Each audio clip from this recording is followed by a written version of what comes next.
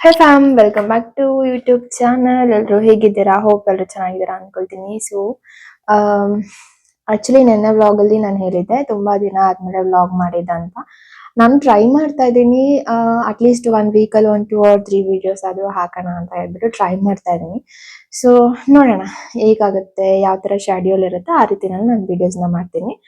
And ಇವಾಗ ತುಂಬಾನೇ ಒಂದು ಯೂಟ್ಯೂಬಲ್ಲಿ ವಿಡಿಯೋ ಯಾವ ಒಂದು ವಿಚಾರದಲ್ಲಿ ವಿಡಿಯೋಸ್ ತುಂಬಾ ಓಡಾಡ್ತಾ ಇದೆ ಅಂತ ಅಂದ್ರೆ ಜಸ್ಟಿಸ್ ಫಾರ್ ಸೌಜನ್ಯ ಅಂದ್ಬಿಟ್ಟು. ಸೊ ಇದು ಆಕ್ಚುಲಿ ಒಬ್ಬ ಮುಸಲ್ಮಾನ್ ಹುಡುಗ ಇದು ಒಂದು ವಿಡಿಯೋನ ಆಚೆಗಡೆ ಹೇಳೋದಿಕ್ಕೆ, ಜನಗಳ ಮುಂದೆ ತಗೊಂಡ್ ಬರೋದಿಕ್ಕೆ ತುಂಬಾನೇ ಧೈರ್ಯ ಮಾಡಿದ್ದಾರೆ. ಆ ಒಂದು ವಿಡಿಯೋ ಏನಪ್ಪಾ ಅಂತ ಅಂದ್ರೆ, ಆ ಒಂದು ಹೆಣ್ಣಿಗೆ ಏನು ಅನ್ಯಾಯ ಆಗಿದೆ, ನ್ಯಾಯ ಸಿಗೋದಕ್ಕೆ 12 ರಿಂದ 13 ವರ್ಷ ಟೈಮ್ ಬೇಕಿತ್ತ ಒಂದು ಪ್ರಶ್ನೆ.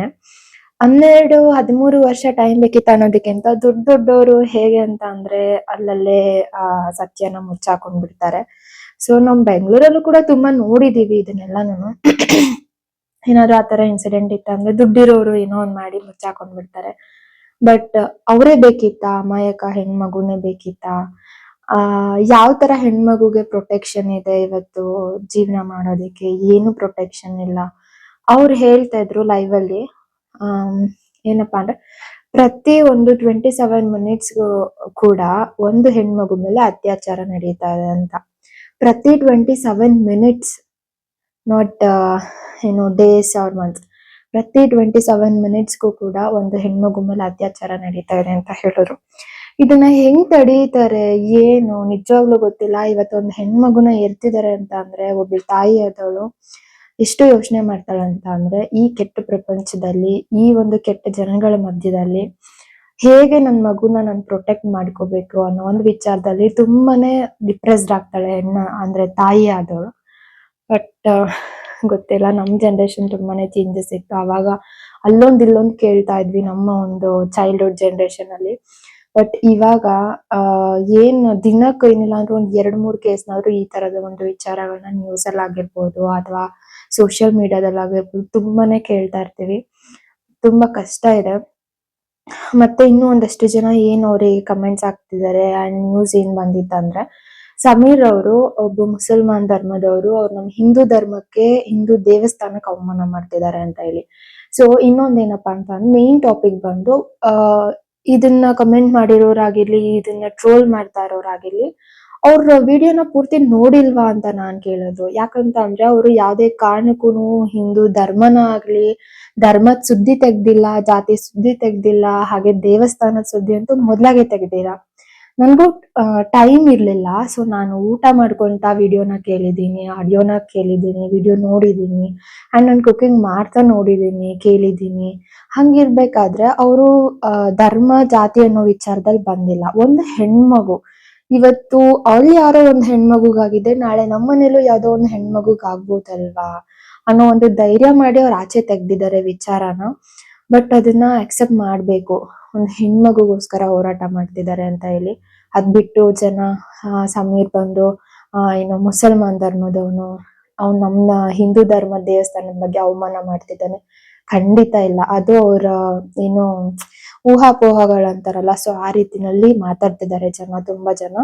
ಬಟ್ ಅವರು ಇನ್ನೂ ಒಂದು ವಿಡಿಯೋ ನೋಡಿದ್ ನಾನು, 35 ಲಕ್ಷ ದುಡ್ಡು ಇಸ್ಕೊಂಡಿದ್ದಾರೆ, ಕಾಂಪ್ರೋ ಆಗಿದ್ದಾರೆ ಅಂತ ಹೇಳಿದ್ರು.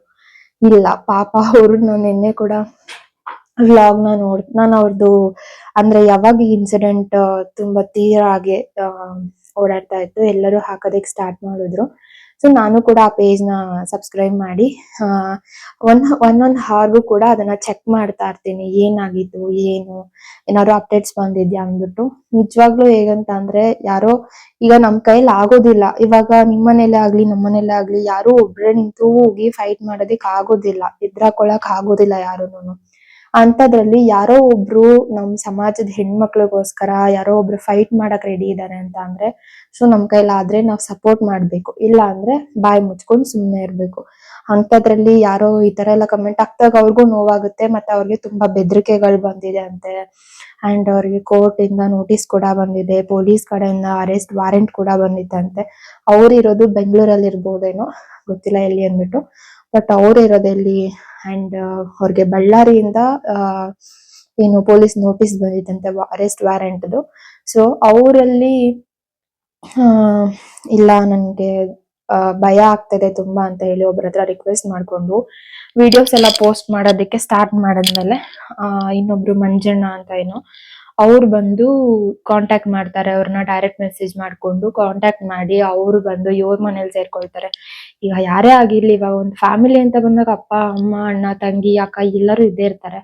ಸೊ ಅವ್ರ ಫ್ಯಾಮಿಲಿನಲ್ಲಿ ಅವ್ರ ಅಪ್ಪ ಅಮ್ಮ ಹಾಗೆ ಅವ್ರ ತಂಗಿ ತುಂಬಾನೇ ಅವರು ಫೀಲ್ ಮಾಡಿದ್ದಾರೆ. ಯಾಕಂತಂದ್ರೆ ನನ್ ಮಗ ಏನು ಅಂತ ತಪ್ಪು ಮಾಡಿಲ್ವಲ್ಲ, ಇವ್ರು ಯಾಕೆ ಇಷ್ಟೊಂದು ಇದನ್ನ ದೊಡ್ಡದಾಗಿ ಮಾಡ್ತಾ ಇದ್ದಾರೆ, ಒಂದ್ ಹೆಣ್ಣಿಗೆ ನ್ಯಾಯ ಕೊಡ್ಸಕ್ ಹೋಗಿದ್ದೆ ತಪ್ಪಾಗೋಯ್ತಾ ಅಂತ ಎಲ್ಲ ಅವ್ರ ಫೀಲಿಂಗ್. ಅದ್ ಕಾಮನ್ ಆಗಿ ಎಲ್ಲ ಫ್ಯಾಮಿಲಿ ಅಂತ ಬಂದಾಗ ಅದು ಇದ್ದೇ ಇರುತ್ತೆ. ಸೊ ಅದನ್ನೇ ದೊಡ್ಡ ಇಶ್ಯೂ ಮಾಡ್ತಾ ಇದ್ದಾರೆ. ಏನಾಗಿದೆ ಅಂತ ಗೊತ್ತಿಲ್ಲ, ಬಟ್ ಇದಕ್ಕೊಂದು ನ್ಯಾಯ ಸಿಗ್ಬೇಕು. ಇದು ಯಾರು ಮಾಡಿದಾರೆ ಏನು ಅನ್ನೋದು ಮ್ಯಾಟರ್ ಅಲ್ಲ, ಯಾರೇ ಮಾಡಿರ್ಲಿ ಅವ್ರಿಗೆ ತಕ್ಕ ಶಿಕ್ಷೆ ಆಗ್ಲೇಬೇಕು. ಎಲ್ರು ಹೇಳ್ತಾರಲ್ವಾ ದೇವಸ್ಥಾನಕ್ಕೆ ಹೋಗ್ಬಾರ್ದು, ಅದು ಮಾಡೋದ್ ತಪ್ಪು. ಆಕ್ಚುಲಿ ಇಲ್ಲಿವರೆಗೂ ನಾವು ವರ್ಷಕ್ಕೊಂದ್ಸರ್ತಿನಾದ್ರೂ ಧರ್ಮಸ್ಥಳ ಅನ್ನೋ ಒಂದು ದೇವಸ್ಥಾನಕ್ಕೆ ದರ್ಶನ ಮಾಡೋದಕ್ಕಂತ ಹೋಗ್ತೀವಿ. ಅಲ್ಲಿ ದೇವ್ರದೇನು ಮಿಸ್ಟೇಕ್ಸ್ ಇಲ್ಲ. ಇಲ್ಲಿ ಆ ದೇವ್ರ ಇರೋದಕ್ಕೇನೆ 12-13 ವರ್ಷ ಆದ್ಮೇಲೆ ಇದು ಮತ್ತೆ ಸತ್ತೋಗಿರೋರು ಹೊರಟೋದ್ರು ಅಂತ ಬಿಟ್ಬಿಡ್ಬೋದಿತ್ತಲ್ವಾ. ದೇವ್ರ ಇರೋದಕ್ಕೆ ಧರ್ಮ ಇರೋದಕ್ಕೇನೆ ಮತ್ತೆ ಈ ಒಂದು ವಿಚಾರ ಆಚೆ ಬಂದಿರೋದು.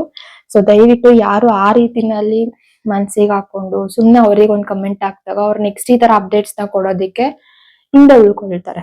ನಾನು ಏನ್ ಮಾಡಿದ್ರು ಎಲ್ಲದಕ್ಕೂ ಹೇಳ್ತಾರೆ ಅಂದ್ಬಿಟ್ಟು. ಅಂಡ್ ಅವ್ರಿಗೆ ಬೆದರಿಕೆ ಕೂಡ ಬರ್ತಾ ಇದೆ, ಅವ್ರಿಗೆ ಪ್ರೊಟೆಕ್ಷನ್ ಇಲ್ಲ. ಈಗ ಅವರು ಅವ್ರ ಲೈಫ್ ನ ಪ್ರೊಟೆಕ್ಟ್ ಮಾಡ್ಕೋಬೇಕಲ್ಲ. ಸೊ ಹಾಗಾಗಿ ತುಂಬಾನೇ ಅವರು ಒದ್ದಾಡ್ತಾ ಇದ್ದಾರೆ.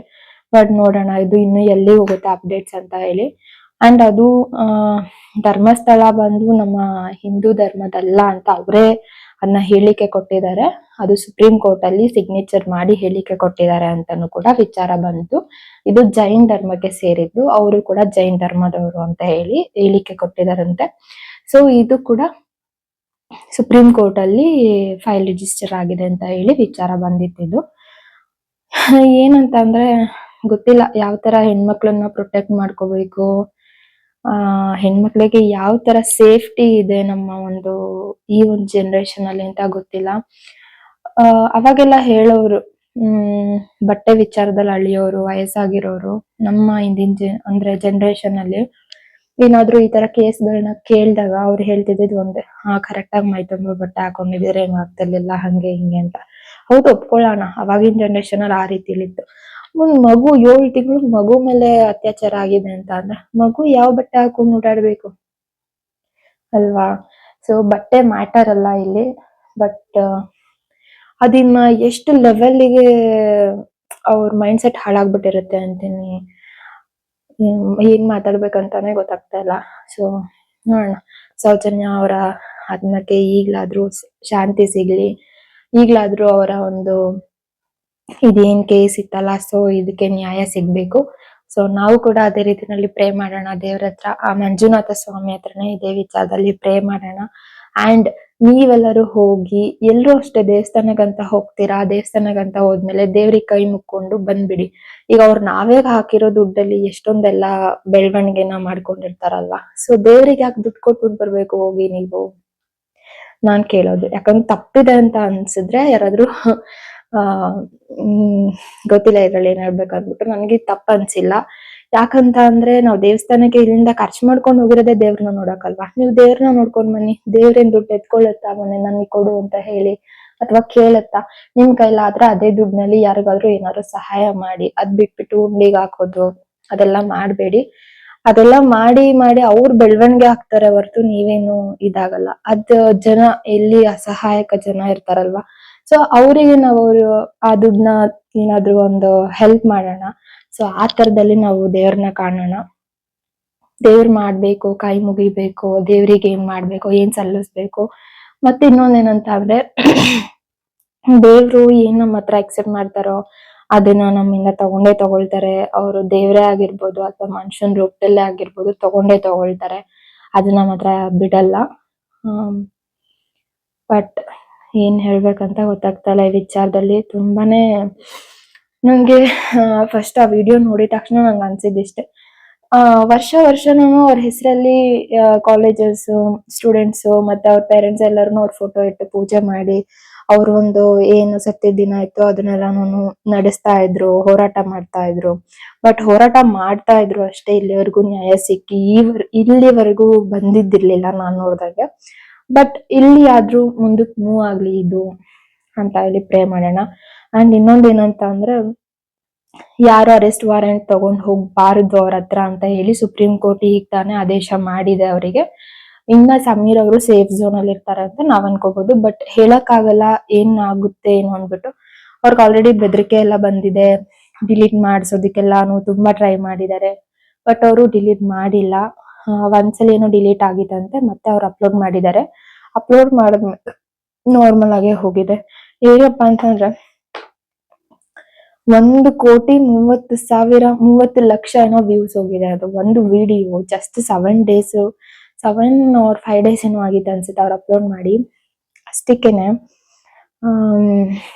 ವ್ಯೂಸ್ ಮಾತ್ರ ತುಂಬಾನೇ ಹೋಗಿದೆ. ತುಂಬಾ ಇದು ಸಿಗ್ತಾ ಇದೆ ಅಂದ್ರೆ ಆ ಒಂದು ಏನ್ ಕಂಟೆಂಟ್ ತಗೊಂಡಿದ್ದಾರೆ ಅವರು ಈ ಒಂದು ವಿಚಾರನ ಆಚೆ ತಗೊಂಡ್ ಬರೋದಕ್ಕೆ ಅಂತ ಹೇಳಿ, ಜನ ಮುಟ್ಟಿಸ್ಬೇಕಂತ ಹೇಳಿ ನಿಜವಾಗ್ಲೂ ಒಳ್ಳೆ ಕೆಲಸ ಮಾಡ್ತಾ ಇದ್ದಾರೆ. Hats off to you Sameer bro.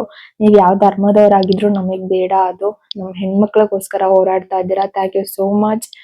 And ನೀವು ಕೂಡ ಸೇಫ್ ಆಗಿರಿ ಅಂತ ಹೇಳ್ತಾ ಈ ವ್ಲಾಗ್ನ ಎಂಡ್ ಮಾಡ್ತಾ ಇದ್ದೀನಿ. Thank you.